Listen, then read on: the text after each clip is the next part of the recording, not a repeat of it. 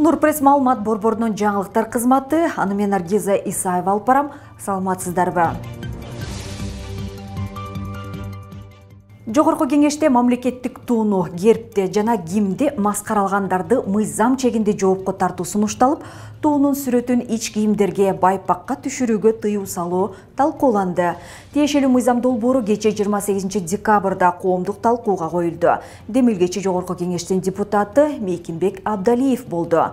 Долбоордун негиздемесинде соңку мезгилде мамлекеттик символдордун сүрөттөрү кийим-кечектерге, айрыкча ич кийимдерге жана байпактарга түшүрүлгөн учурлар бар экени айтылып, бул атрибуттардын баркын төмөндөтөөрү айтылды.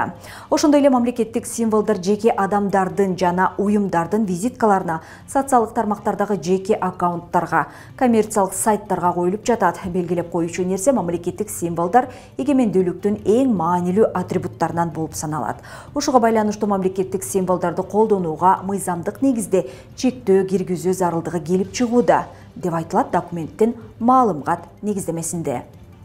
Министрлер кабинети мамлекеттик символдордун сүрөтүн кайсы жерлерге түшүрүүгө болбосун тизмелеп чыкты. Мыйзамдын долбоору Жогорку кеңештин расмий сайтына жайгаштырылды. 28 декабрда Бишкек шаардык соту Кемпир-Абад иши боюнча шек саналып жаткандарды камакта калтырды. 29 ноябрда Бишкектин 1-Май райондук соту борбордогу номер 1-тергөө абагында жаткан айыпталуучулардын камактагы мөөнөтүн кийинки жылдын 29 январына чейин узарткан. Алардын адвокаттары бул чечимге каршы апелляциялык арыз менен шаардык сотко кайрылган. Арыз канааттандырылган жок. Кече 28 декабрда шаардык соттун алдында абакта жаткан шектүүлөрдүн жакындары сот отурумунун ачык өтүшүн жана абактагыларды үй камагына чыгаруу талабы менен акция өткөрүштү. Белгилей кетсек, 30га жакын саясатчы активисттер былтыр октябрда камалган. Камалган 27 кишинин 11-и номер 1-тергөө абагында отурат. Калгандары буга чейин түрдүү жагдайда үй камагына чыккан. Кемпир-Абад иши 8 айлык тергөөдөн кийин июнь айында сотко өткөн. Ички иштер министрлигинин тергөө башкармалыгы ишке купуя грифин койгон. Ушундан улам сот жабы өтүп жатат. Милицияларды бийликти басып алууга аракет кылган деген айып койгон. Иш кылмыш жана кодекстин жапырт башаламандык уюштурууга аракет көрүү, бийликти күч менен басып алууга даярдык көрүү беренелеринин негизинде козголгон. Шектүүлөр мунун баарын саясий куугунтук катары сыпаттап келет. Алар отурумдарды ачык өткөрүү талабын коюп жатышат. Кемпир-Абадты берип койгонун аскер келип эмне Кемпир-Абадты берме дегендердин баарын сотко тургузсак, эмне деген кыргыз эл болобу ошондо?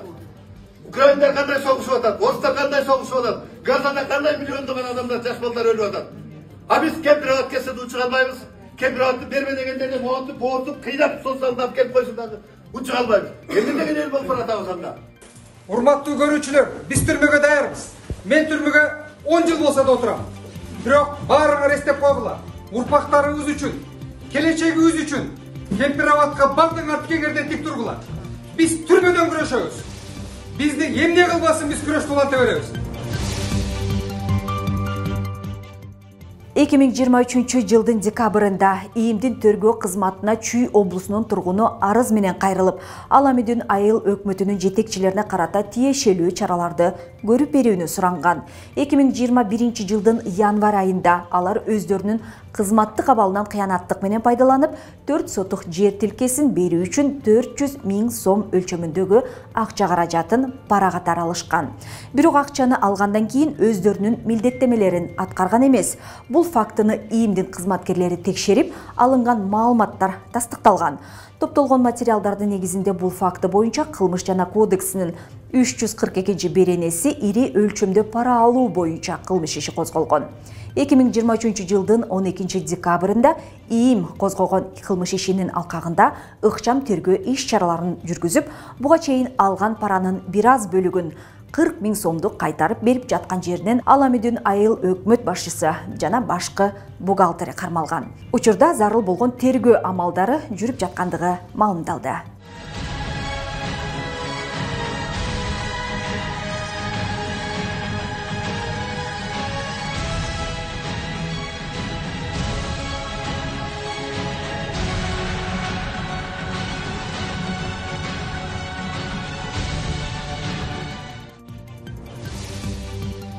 Кара Көл шаарынын Борбордук аянтындагы балаты дагы күйүп кетти. Бул тууралуу өзгөчө кырдаалдар министрлигинен билдиришти. Маалыматка караганда өрт 28-нен 29 декабрга караган түнү 12:50 чамасында чыккан. Учурда өрттүн себеби такталып жатат. Эске салсак, былтыр дагы Жалал-Абаддагы Кара Көл шаарынын Борбордук аянтына коюлган жаңы жылдык балаты 1 январга караган түнү толугу менен күйүп кеткен. Дагы жакшы пожарныйлар келип калды. Вовремя. Мына елка дагы күйүп атына. Раз, два, три, елочка, гори, елка. Нурпресс маалымат борбору жалпы кыргызстандыктарды келе жаткан жаңы 2024 жыл менен чын жүрөктөн куттуктайт. Ар бир мекендешибизге ден соолук, ишине ийгилик, үй бүлөсүндө аманчылык тилеп, мекенибизге тынчтык каалайт.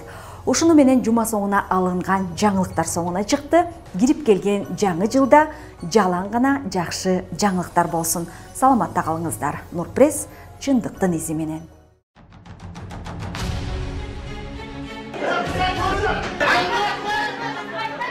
Өлкөбүздө адам укугу жаатындагы көйгөйлөр кайсыл бийлик келбесин күн тартибинде турат. Укук коргоочулар канчалык коңгуроо какпасын, укук коргоо жаатындагы иштер алдыга деле жылып кеткен жок. Темир тору артында акыйкаттык издеп үмүт менен жаткандар канча. Дал ошол себептен Нурпресс маалымат борбору тажрыйбалуу юристтер менен биргеликте укуктук талаада иш алып барат. Ошол эле тергөөнүн бурмаланышы, сотто корголгон ишенбөөчүлүк жана мыйзамдагы карама-каршылыктарды коомчулукка алып чыгабыз. Эгерде сиз сот, милиция, прокуратура тарабынан укугуңуз тебеленип жатса, анда бизге кайрылыңыз. Талдоочу журналист жана тажрыйбалуу жактоочу юристтер менен биргеликте сиздин укукту бирге коргойбуз. Кыргызстандын 7 дубанын кыдырып, окуянын чоо жайын жеринен чагылдырып, иликтөөгө алабыз. Нурпресс чындыктын изи менен.